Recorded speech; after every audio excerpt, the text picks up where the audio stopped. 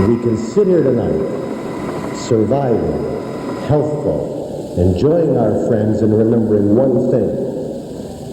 We built this goddamn industry, and we're still around to enjoy it. Thank you. CFPL-TV's 25th anniversary was a bland affair. The station didn't bother programming any specials, and its promotional slogan, 25 terrific years and more to come, was probably the least inspired in its history. Late 70s, early 80s, the station was immensely profitable for the Blackburn Group. The newscasts had massive audiences. The economy was still booming. I think that was the golden age. We were leading the rest of the industry by doing an hour-long newscast. We were already starting to think about computers as we went into the 80s. CFPL's advertising may have had a small-town flavor, but the realities were something else. The station was supremely confident, even arrogant. As the biggest CBC affiliate, CFPL had become a lethargic, lazy giant. I did receive cards and notes from friends who said, congratulations on your retirement, coming to CFPL. Welcome to the Velvet Rut. I still remember the day I was leaving, I ran across, it was a manager. He came up and challenged me on my decision to quit, and really was a little irritated that I would have the audacity to leave CFPL-TV, the almighty bastion of Canadian television. I should be thankful I was there. I should be thankful that they allowed me to stay. CFPL's confidence was justified. In its first quarter century, it had won 30 major awards and redefined news gathering and local entertainment. It was the calm before the storm. I can't tell you 100% tomorrow that it's going to rain in your backyard. So what I like to try and do is explain the weather systems that are taking place. January of '82 was an interesting month weather-wise as far as I was concerned. And watching this low-pressure system come up from Colorado, and I said, okay, this is on a Friday, and I'm saying it's going to snow. Saturday and Sunday, we're likely to get some snow. Nope, we had sunny skies. The low approached, went into the Ohio Valley, and we were just on the north side of it. Next Friday, same thing happening. Here comes another Colorado low coming towards the Great Lakes Basin. So I said, well, the models are saying that it's going to come over us and give us some snow, but not to worry. It's going to curve off, and we're going to have a sunny weekend. Nope, it snowed all weekend, 25 centimeters worth. Third weekend, I kid you not, 3 weekends in a row, here comes the third one. And I had no idea, what should I forecast now? So I pulled out a coin, flipped it, and I was still wrong on the forecast for that one, you know. So I remember January of 1982 very well.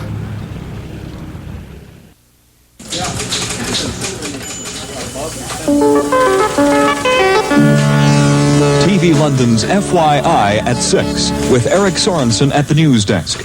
I was the last of the sole male news anchor who hosted the 6 o'clock supper hour show and the 11 o'clock news. That was something that you had in the past. It was, and it was something that was changing.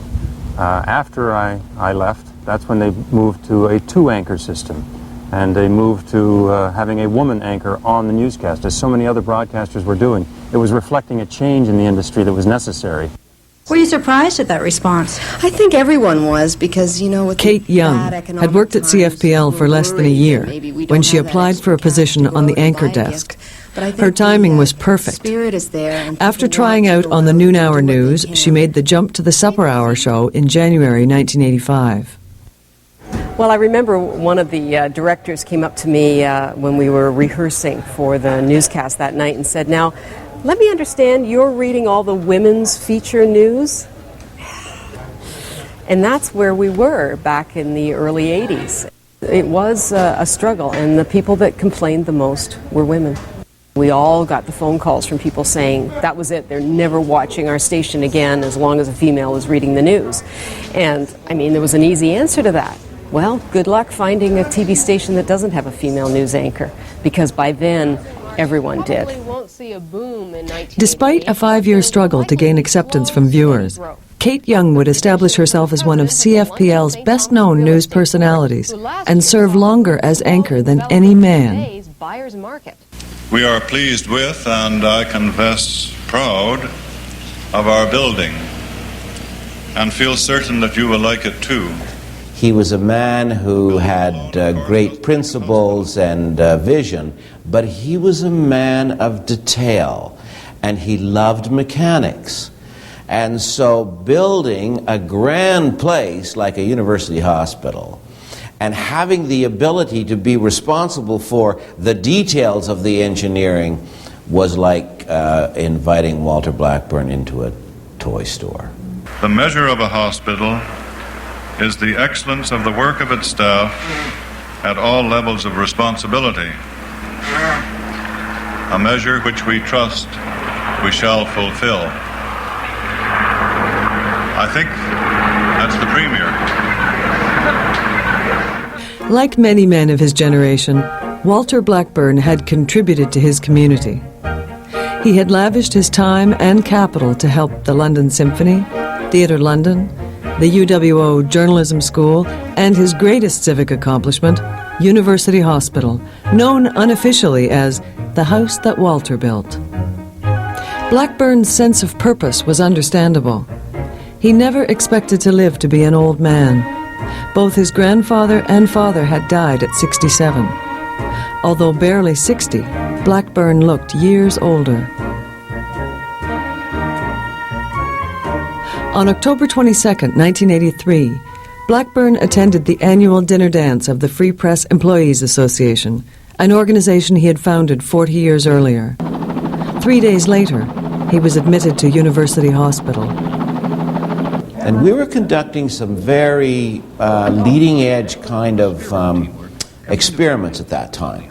He preferred to come to my office with his pole, coming in with the infusion, and sitting down and saying, "Well, Calvin, what is happening today?" But even when he couldn't come, he wanted to know the results of the experiment and what was planned next. I didn't see him lose his passion for doing something greater for mankind, even when he knew that his own fight was being lost. Walter Blackburn died on December 16th. He had lived to be 2 years older than his father. By his own directions, all the pallbearers at his funeral were past and present chairs of his employee association.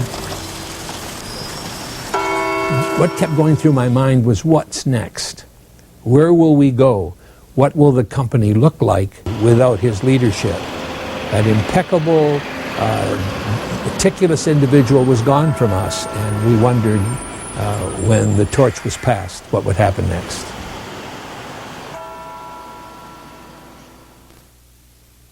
We're getting a westerly flow at this time, very strong, responsible for the issuance of a snow squall warning for the snowbelt regions of southern Georgian Bay and Lake Huron, and you know who you are, that's for sure. You're used to those by now.